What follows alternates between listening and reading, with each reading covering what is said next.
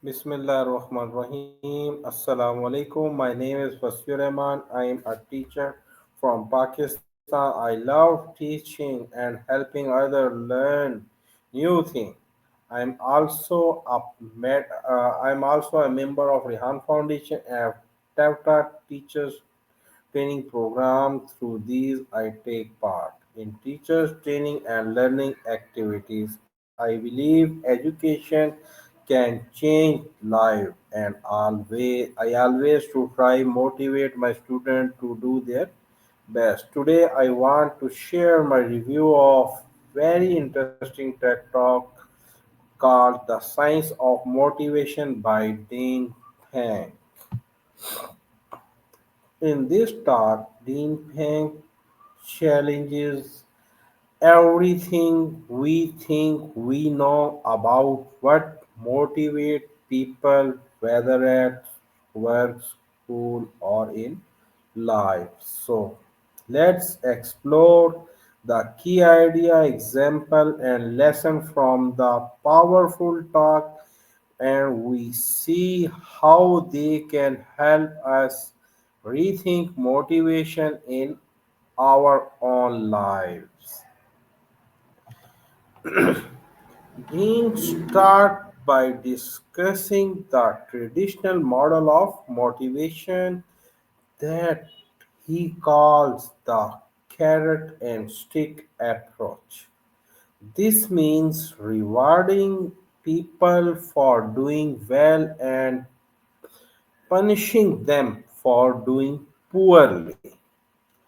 It's the idea most companies and schools still use today.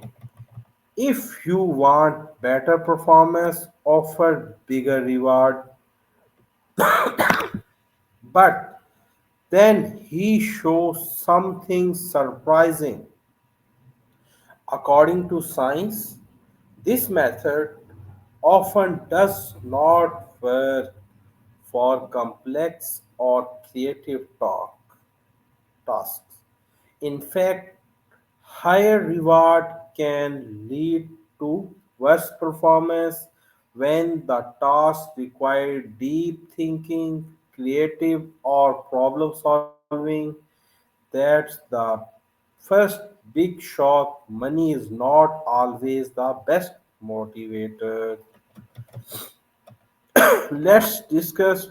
Dean referred to research study, especially the famous experiment by psychologists like Edward Deci and Harry Harlow, which reveal that humans have an intrinsic drive. We are naturally motivated by curiosity, challenge, and the desire to make progress, not just by rewards.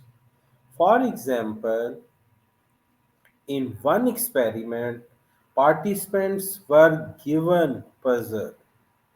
When rewards were offered, people actually become less interested in solving the puzzle once the money stopped. This shows that extrinsic motivation like money or grades can reduce intrinsic motivation, the natural joy of learning and doing. The Denpeng introduced a new framework for what truly drives peoples. He called it the Motivation 3.0 model built around three key elements: autonomy, the urge to direct our own lives; mystery, the desire to get better at something that matters; Purpose, the yearning to do something that serve a greater cause.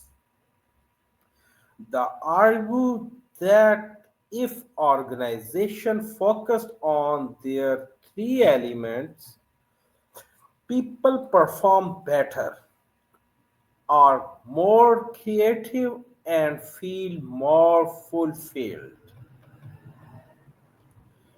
Autonomy means having control over your work, choosing what you do, when you do it, and how you do it.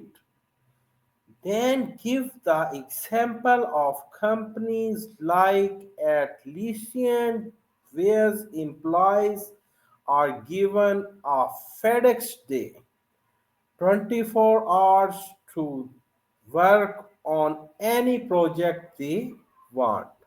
The results, some of the company's best innovations come from these freedom days.